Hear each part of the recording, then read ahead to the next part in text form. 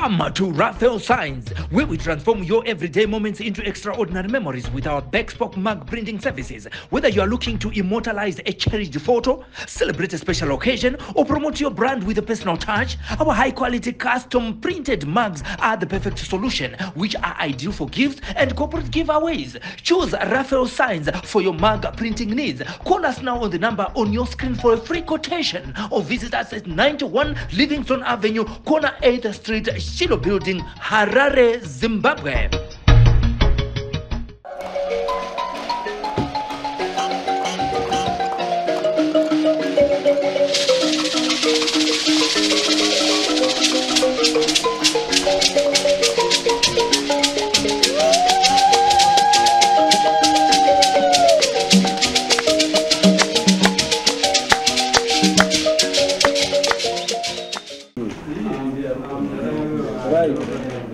Taida seko chumi kuri chanabi. Wanaitwa Samaita varipa number 2 pakunokwandira vabva vatobudo nemhepo iyoyo ya Emmanuel ya Elisha ndokubva yatanga kutotaura zvido zvairi kuda ikati ine handisi kuramba kutiripirana ndiri kuda kuti tifambe nemuronga nokuti inini pandiri panapa ndotoe neimwe mhepo iri kumashure asi inoda muzukuru anonzi Nandara ngaauye ndiye ari kudiwa kuti zvese zviri kudiwa izvi zvifambe zvakanaka. Mhepo iyi yazokumbirawo kuna chiremba kuti chiremba zvakangonaka kuti tigone kufambidzana asi muzukuru aripo topinda mumusha mavanhu tochiita zvirongwa zvinodiwa kune uyo akashaya.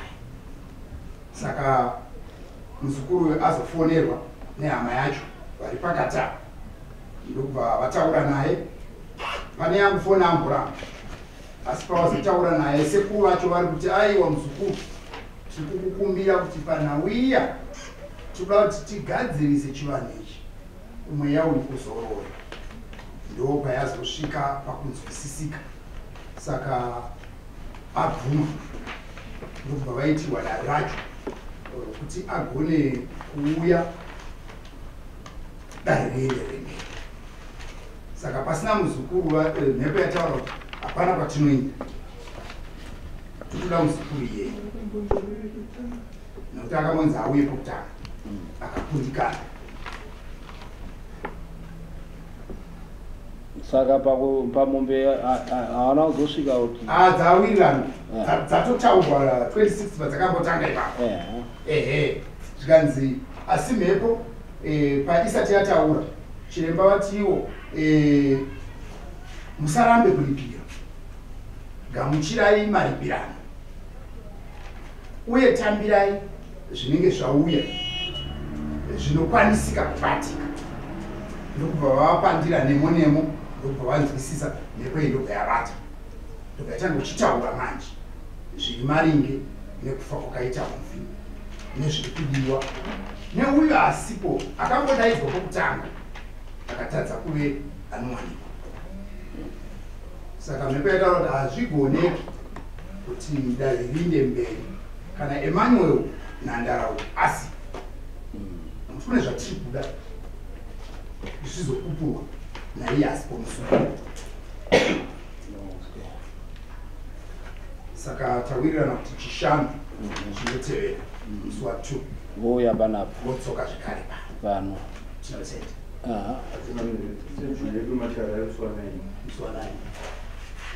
but kana vari kuuya vanouya todaidza chiremba ouya kuti vaite iyega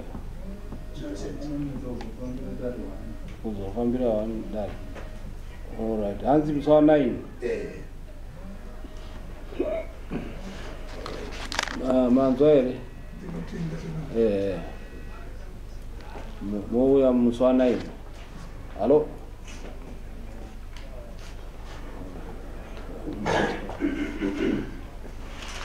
musi wa9 uyu muzukuru uya dare royeka asi mombe 16 dzagamuchirwa handiti kuti zvinge zviripo so that zviva zvaende kundoita basa richindoita vatoti mombe dzigare dzakaringana dzakaringana ngadzigare dziripo ndizvo zvinanzi ngadzigare dziripo sidare richatanga ragara sata process yekuti dziete ndizvozvo hadzingoti semaswitsi nekuti ukati nhasi semaswitsi haiperi ngozi inotoda kuti idi itaunirwe saka imimi moya muzuva 9 tovataisadheti manje rekuti because pachada kubikwa doro panotoda about 2 to 3 weeks popikwa doro rinozondoitwa ipapo nezvinozondoitwa zvichigadzirirwa handiti no it's okay chigarai mombe 16 dzayo dziripo musi wa9 mouya muzukuru dare robva rarongwa then toita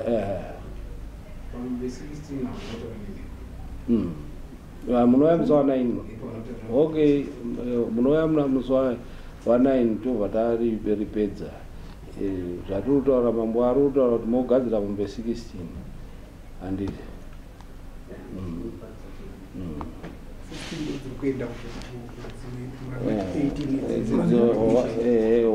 wakanga kwamambo akatobhisa kwachiremba handiti yakabhiswa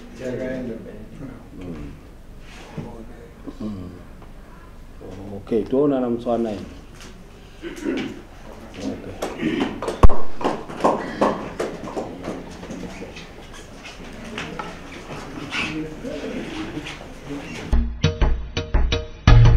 Come to Raphael Signs, where we transform your everyday moments into extraordinary memories with our Bespoke mug printing services. Whether you are looking to immortalize a cherished photo, celebrate a special occasion, or promote your brand with a personal touch, our high-quality custom printed mugs are the perfect solution, which are ideal for gifts and corporate giveaways. Choose Raphael Signs for your mug printing needs. Call us now on the number on your screen for a free quotation, or visit us at 91 Livingstone Avenue, corner 8th Street, Shilo Building, Harare, Zimbabwe.